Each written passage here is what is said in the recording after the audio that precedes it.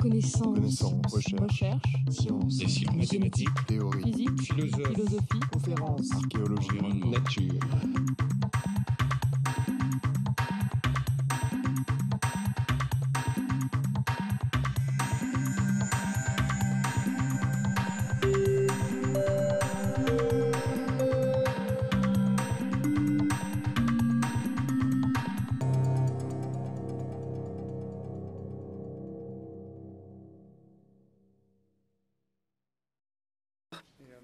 Merci au Collège de France et tout le monde ici. Et particulièrement Roger et Nick. Et n'inquiétez-vous, les anglophones, parce que I will continue to speak in English. Donc, je vais poursuivre mon exposé en anglais pour que les anglophones ne s'inquiètent pas.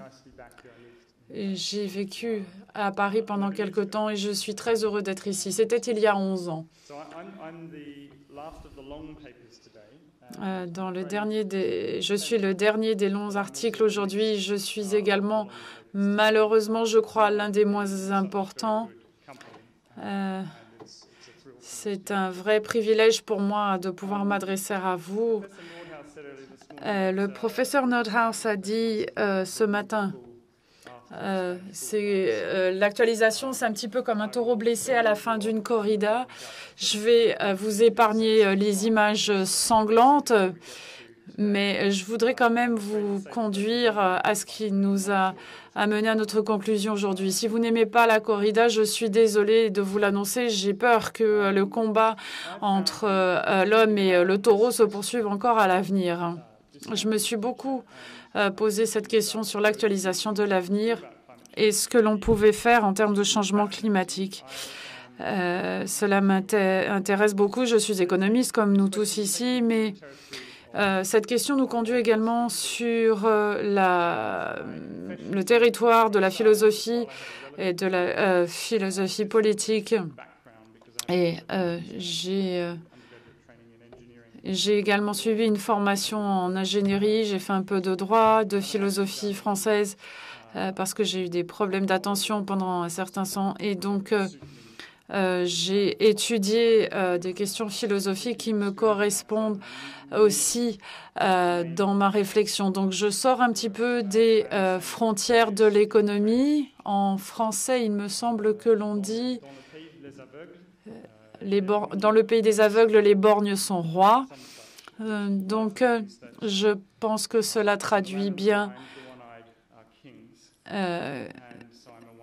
ce que je suis ici. Je suis un borgne, probablement. Alors, ce que j'aimerais évoquer au cours de mon exposé, ce sont 4 sujets.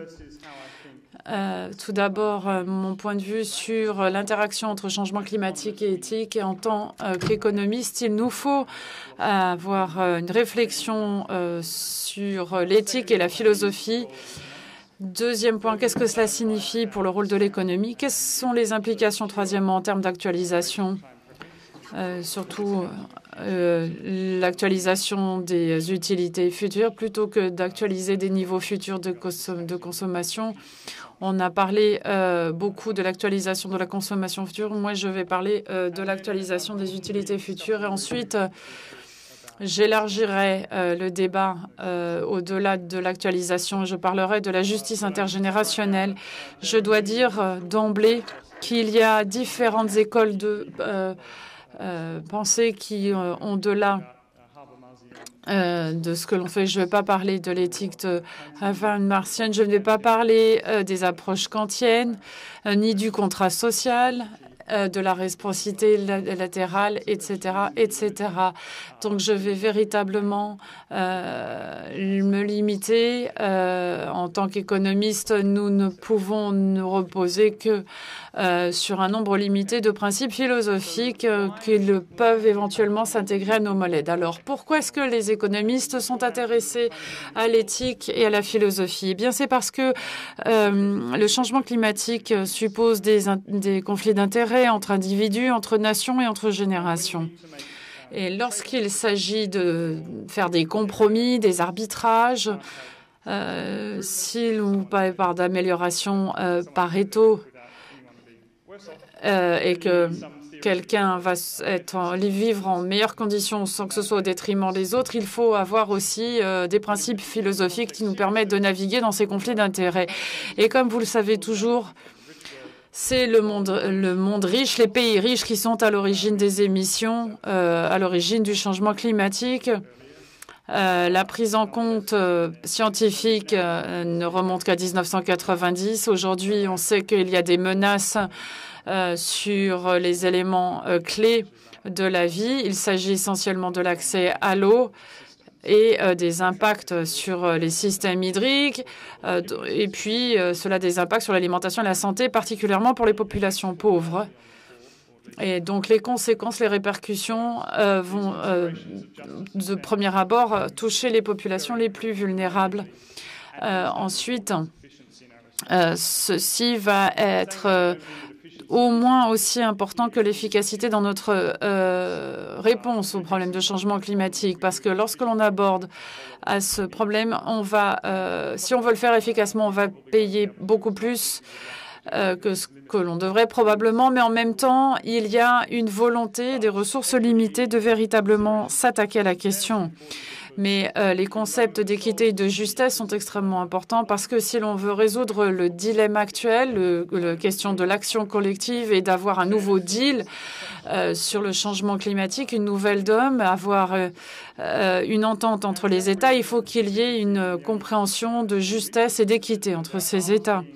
Et puis, on sait que les dégâts ont été provoqués par les pays riches et la voie efficace ne suppose pas forcément une compensation ou des dommages-intérêts pour ces dégâts, mais en tout cas des mesures d'adaptation, de compensation qui seront requises pour atteindre un certain niveau de justice. L'ensemble des politiques gouvernementales suppose des arbitrages entre différents intérêts. Ce n'est pas uniquement vrai pour le changement climatique. Les responsables politiques le font au quotidien dans leur travail. Et le fardeau pour moi, c'est pourquoi les dimensions éthiques doivent être plus particulièrement considérées ici. Et je ne vais prendre qu'un exemple. Le professeur Nordhaus a écrit qu'il a considéré que l'éthique sont peu pertinentes dans le domaine qui nous intéresse ici. C'est à moi alors de vous expliquer pourquoi je suis en désaccord avec cette idée. Et moi, je pense que c'est important parce que il y a le facteur intergénérationnel, international et les aspects marginaux et non marginaux de problèmes rendent ces conflits d'intérêts entre nations, générations et individus particulièrement difficiles pour que l'on arrive à aborder l'ensemble du problème. Donc, les outils que nous avons l'habitude d'utiliser en tant qu'économiste en ayant des objectifs, en ayant des arguments de type Pareto ont beaucoup de difficultés à s'adapter aux problèmes de changement climatique plutôt qu'aux politiques publiques auxquelles nous sommes habitués.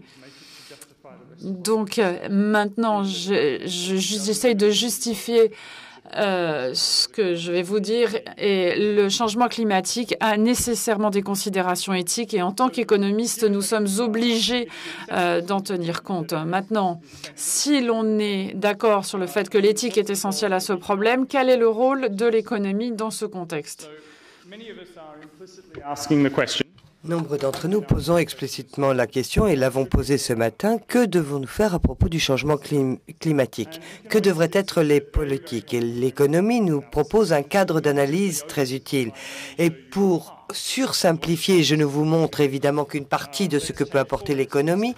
Prenons par exemple la dérivée de l'estimation des coûts sociaux des émissions. Vous pouvez prendre un modèle climatique à partir de cela. Vous pouvez modéliser avec une notion d'anticipation des émissions de l'économie activité économique qui va mener à un impact sur le climat.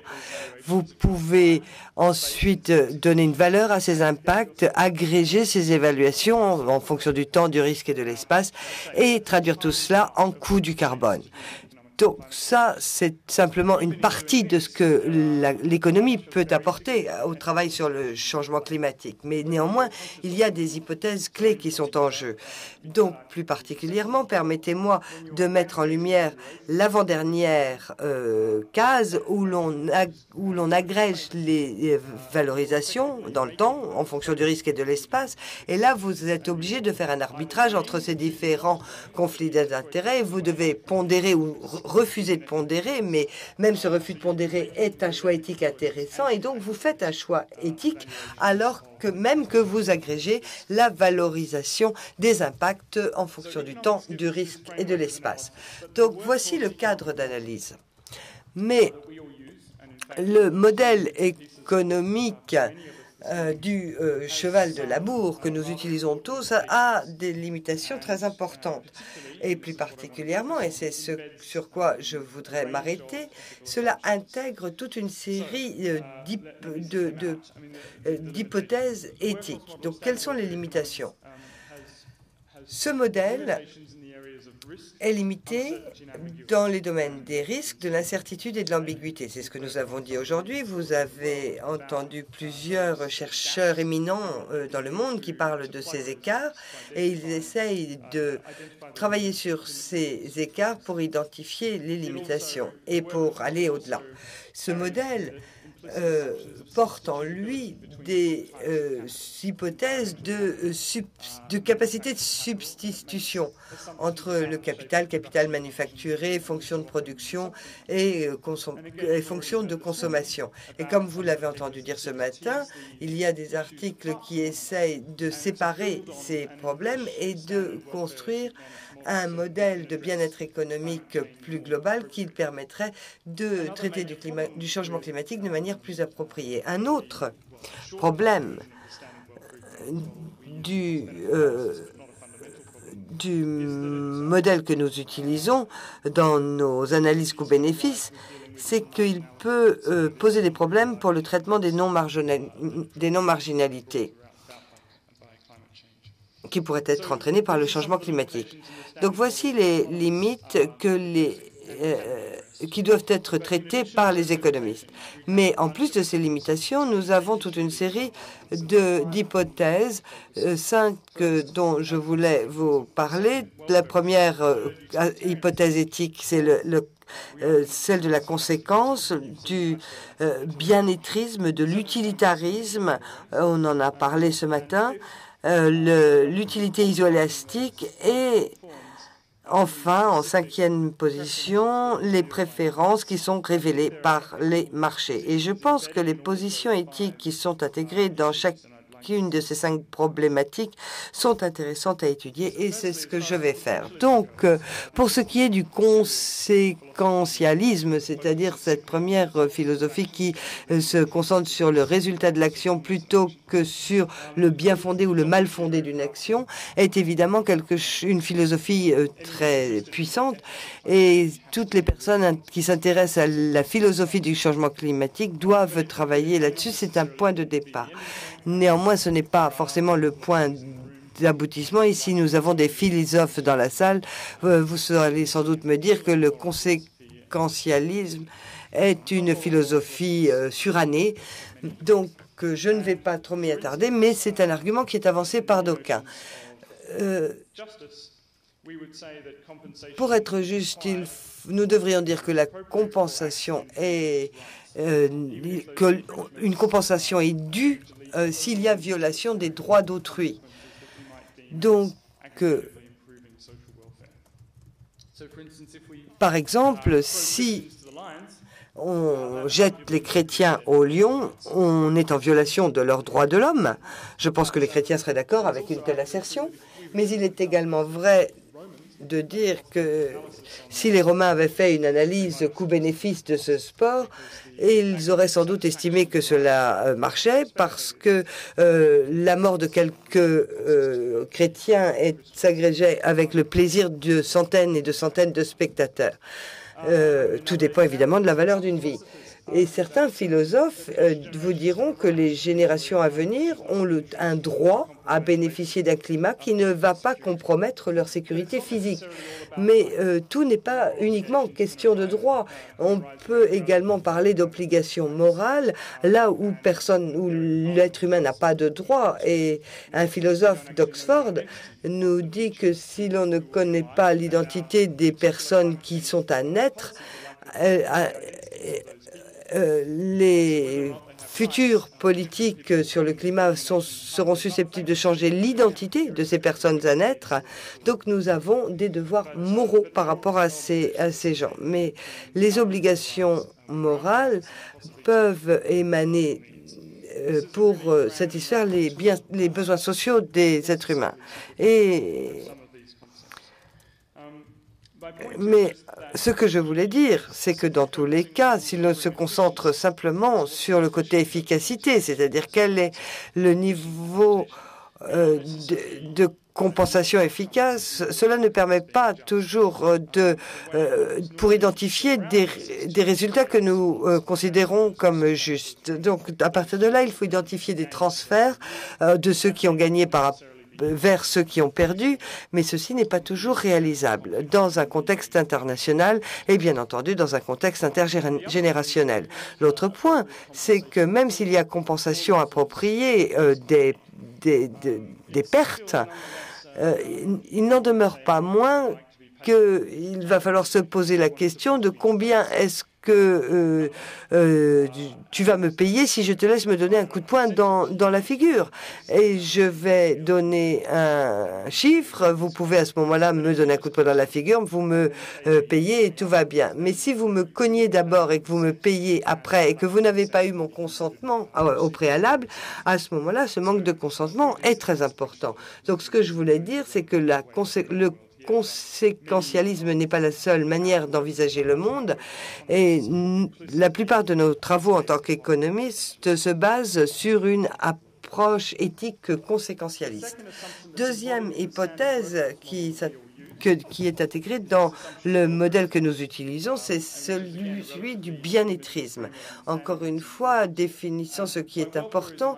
Par bien-êtrisme, nous considérons l'impact sur le bien-être des êtres humains. Donc, parmi vous, il y en a peut-être qui pensent que les escargots ont des droits. Pas moi, mais enfin, les escargots ou toute autre espèce. Par exemple, quelle est la valeur qu'un escargot va donner à une feuille? Si l'on considère que l'écosystème naturel a des droits, alors vous allez être très satisfait de l'approche du bien-êtrisme. Mais ce bien-êtrisme risque de vous poser problème si vous vous concentrez simplement sur les êtres humains.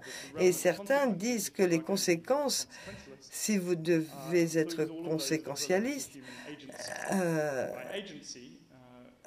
est liée à tout ce que l'on appelle les agences humaines. Et par agence, on entend que nous, en tant qu'êtres humains, nous pouvons cibler des objectifs qui ne vont pas forcément améliorer notre propre bien-être. Donc, comment est-ce que mon monde va être jugé en fonction des actions que je vais commettre, soit parce que j'ai un devoir de les connaître, soit parce que je m'en sens une obligation et pas simplement parce que je suis irrationnel. Une réponse à tout cela des économistes, c'est de dire qu'on se réfère simplement à cette notion d'utilité. L'utilité peut être aussi grande que vous le souhaitez, elle peut inclure toutes les autres problématiques que vous voulez. On peut maximiser l'utilité et les agences humaines si vous le souhaitez. Et dans une certaine mesure, cela fonctionne. Et certains articles très techniques ont été publiés. Je suis convaincu que la plupart de mes collègues économistes les connaissent. Ce sont des articles de Coupon et d'autres, et Hall, qui montrent qu'il y a un domaine plus large d'application éthique. Mais mon argument, c'est que l'on parle d'agences humaines ou autres, à partir du moment où cela existe, vous avez des dimensions intermédiaires qui soutiennent l'achèvement de ces objectifs et que l'on peut traduire en variables. Et voici une illustration. Si l'objectif inclut, par exemple, agence et autonomie, si vous connaissez la matrice, à ce moment-là, Sans doute allez-vous préférer de vivre une vie un peu moins heureuse, mais dans laquelle vous pouvez contrôler vos actions, plutôt que d'être décérébré et d'être enfermé dans une cuve. Vous pouvez souhaiter vous évoluer pour vous-même, même si le monde autour de vous est déprimé et ne fait rien pour votre bien-être parce que vous privilégiez la vérité. Vous pouvez décider de vous concentrer sur les relations et soutenir votre famille même si elle vous rend très malheureuse, etc., etc., etc. Donc tout ce que je veux dire, c'est que avec toute cette palette d'objectifs, nous devons réfléchir plus largement aux moyens qui permettent d'atteindre ces objectifs. Et nous devons parler d'agrégats de consommation, même si nous définissons la consommation en termes très larges, on ne va pas forcément englober tout ce qui est important. Donc, même si on accepte le bien-êtrisme et le conséquentialisme, le modèle standard que nous utilisons utilise l'utilitarianisme, c'est-à-dire que quand on se concentre sur l'être humain, on arrive à la conclusion que toutes les utilités de toute personne sont comptées à niveau égal, que tout le monde est égal et ce que l'on essaye, c'est de maximiser le bien-être social. Donc l'utilitarisme recherche un plus grand nombre un chiffre plus grand pour le bien-être. Et même si vous avez une concavité dans votre fonction d'utilité, cela peut s'appliquer à la consommation, mais pas forcément au bien-être. L'utilitarisme considère qu'une distribution est meilleure si la distribution est plus égale, et pour le bien-êtrisme, on a la fonction max-min. Quatrièmement, nombre des modèles que vous avez vus utilisés aujourd'hui parlent d'utilité. C'est très pratique, c'est très simple, je les utilise moi-même, mais cela englobe différents concepts dans un paramètre qui est le paramètre état. Et vous avez entendu certains des débats sur la valeur appropriée d'état. Cela pourrait être de 1,5 à 2. Ça peut se situer entre 1,5 à 5 et 10 même.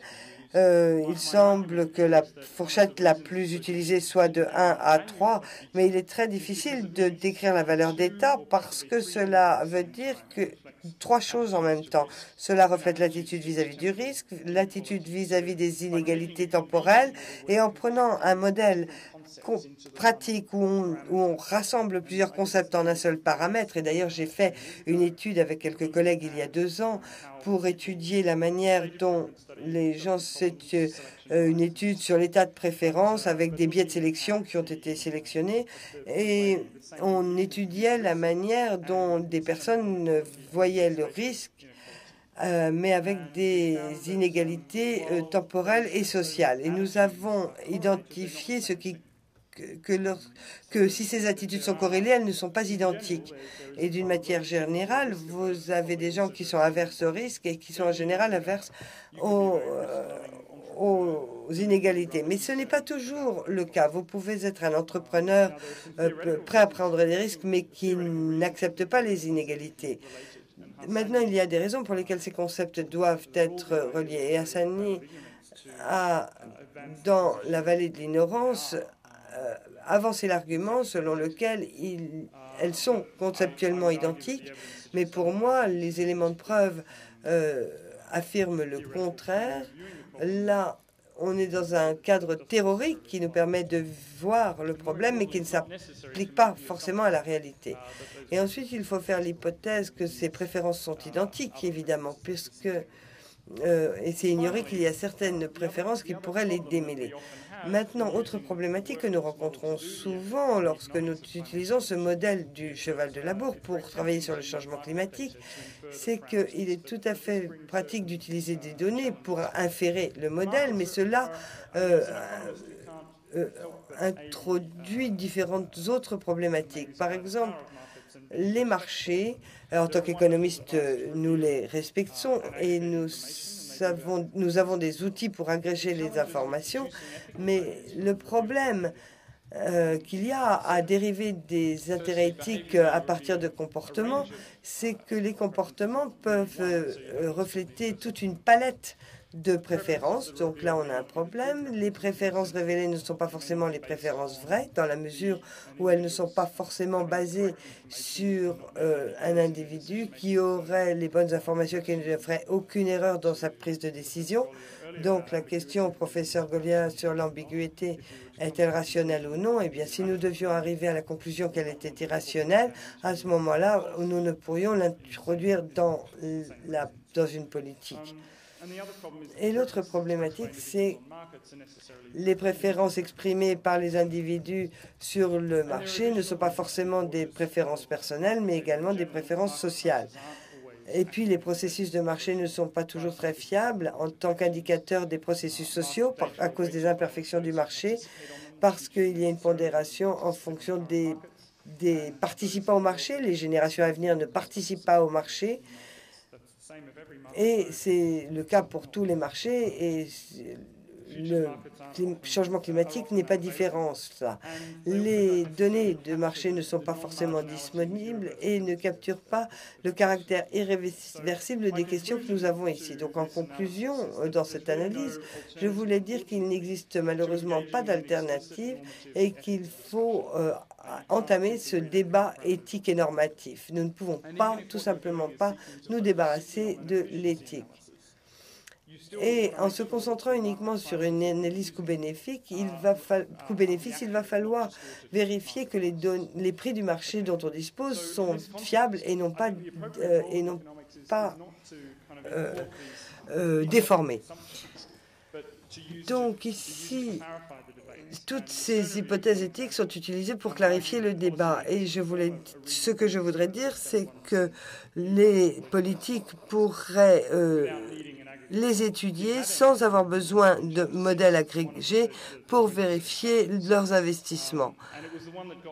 Nous avons un modèle agrégé dans nos 277 pages. C'est celui qui a fait l'objet du plus de discussions parce qu'il expose des valeurs avec lesquelles les gens peuvent être en désaccord.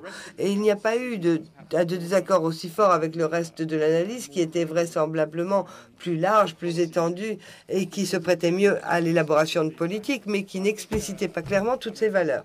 Donc, je pense qu'il y a une véritable valeur à être explicite par rapport aux choses. Et pour ce qui me concerne, j'aurais également pu aller beaucoup plus loin dans l'exposé des alternatives éthiques. Maintenant, quel est le rôle de l'actualisation ici? Eh bien, je vais passer très rapidement là-dessus parce que vous avez déjà écouté les professeurs Stern et Goliath ce matin, mais c'est une question de changement de prix. Différents biens ont différents prix et différents taux d'actualisation. Cette notion de différents taux d'actualisation peut être très troublante, mais en général, elle se réfère au taux décroissant des utilités de consommation. Il n'y a aucune raison de s'attendre à des taux d'actualisation constants. Il n'y a aucune raison pour laquelle un taux d'actualisation ne pourrait pas être négatif. Je pense qu'en tant qu'économiste, il est bon de s'en souvenir. Nous sommes passés du débat sur le taux d'actualisation à celui sur la gestion du risque, ce qui est certainement très utile. Mais le débat sur l'actualisation est en cours depuis longtemps, a fait l'objet de peu de progrès et d'avancées, mais je pense que la discussion qui a suivi cette interview a permis de mieux prendre conscience des différents aspects de l'actualisation et de voir où s'appliquaient les hypothèses raisonnables et ce que l'on peut et ne peut pas faire avec l'actualisation. Donc je pense qu'il y a eu des progrès, limités certes, mais je pense que cela n'est pas très, très surprenant compte tenu des questions qui portent sur la valeur plutôt que sur les faits. Alors, j'en vais maintenant à ma conclusion. La relation entre ces deux grandes questions. Que devrions-nous faire au sujet du changement climatique et quel est le bon taux d'actualisation à appliquer? Je pense que on a surestimé un peu cette relation. Il y a une question d'impact sur les personnes dans le temps. C'est utilisé selon des modèles utilitaristes particulièrement simplifiés. Le changement climatique requiert des approches beaucoup plus approfondies et la conclusion importante que l'on peut en tirer est que si l'on a une position non utilitariste, l'on peut avoir toute une gamme de pondérations sur les utilités futures, sur les taux d'actualisation futurs. Ainsi, par exemple, si l'on laisse l'utilitarisme de côté et que l'on se focalise sur le prioritarisme et tenir compte de la pondération entre les éléments qui ont une faible utilité et une forte utilité, eh bien, et ne pas se focaliser uniquement sur la consommation matérielle. Si l'on pense que les générations futures vont être mieux, qu'on va actualiser l'utiliser. On ne veut pas dire par là qu'on les actualise parce qu'ils vivent en l'avenir. Leur utilité, l'utilité seront meilleures en termes d'utilité. Le concept ici est celui de la neutralité intergénérationnelle. Vous pouvez dire que si l'on veut être prioritaire, on va actualiser l'avenir, les utilités d'avenir. Autre exemple, si le développement durable est notre objectif plutôt que l'approche prioritariste ou utilitariste et que l'on définit ce développement durable comme maintenir une augmentation faible sur le stock de capital, eh bien à ce moment-là, on peut avoir une approche qui va être cohérente par le progrès technologique et cela nous permettra d'avoir partant plus de capital avec une actualisation positive en appliquant les principes de développement durable. Mais, élément clé, et c'est là, j'espère que c'est un point sur lequel nous parviendrons à un consensus en tant qu'économistes. Si l'on a une approche utilitariste, eh bien, l'idée utilitariste, c'est qu'il faut mesurer les utilités des individus en toute égalité. Et la seule justification crédible, c'est que le bien-être futur des personnes n'existe pas.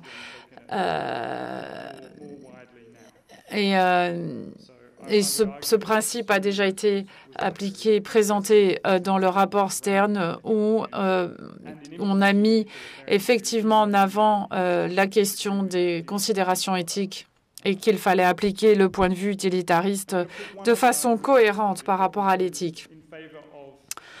Enfin, actualisation de l'avenir uniquement parce que c'est l'avenir, et cela nous vient de Hume.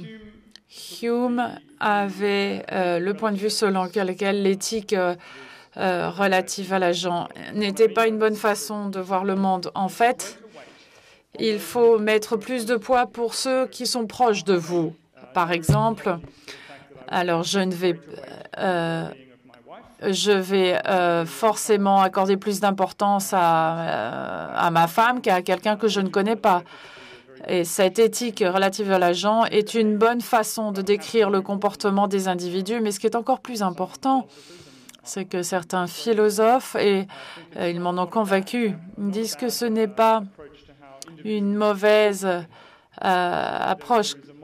Il y a quelque part un fondement moral à dire que on en doit plus à ceux qui nous sont proches qu'à ceux qui nous sont éloignés. Et lorsqu'il s'agit d'actualiser l'avenir, on a ici un argument qui va dire, voilà, ces personnes sont à 200 années de moi, je ne les connais pas, je vais actualiser leur utilité et je ne vais pas trop m'inquiéter pour eux. Je pense que c'est l'argument le plus fort favorable à l'actualisation de l'avenir. Seulement, j'ai des réserves à ce sujet.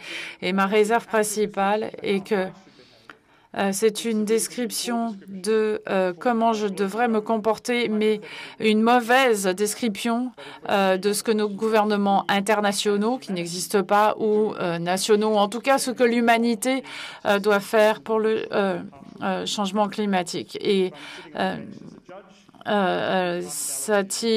s'asseoir au banc du juge et avoir un point de vue impartial. Et l'impartialité est quelque chose d'essentiel dans la définition d'une politique. Donc, si l'on se pose la question, que devons-nous faire?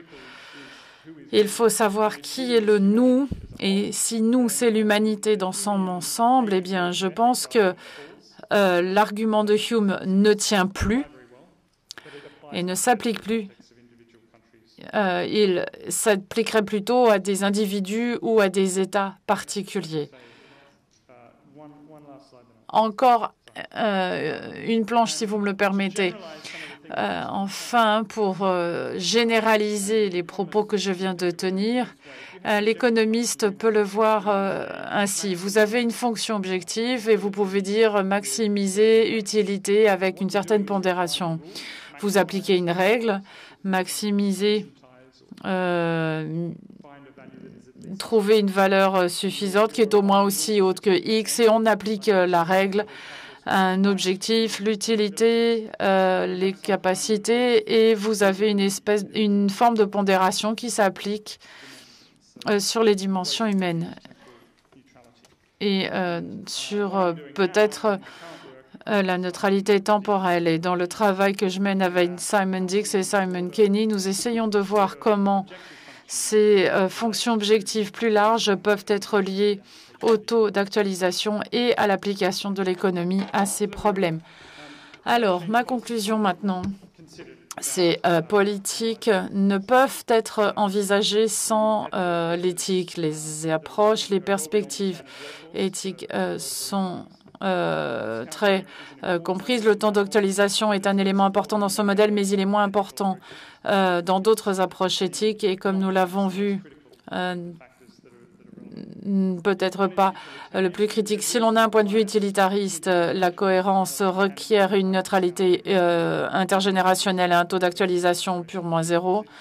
On peut actualiser même si les générations futures n'existaient pas. On peut faire la distinction entre ce qui est décidé et l'agrégation pour chaque individu sur le collectif et ensuite qui décide et à partir de quelle méthode. Merci.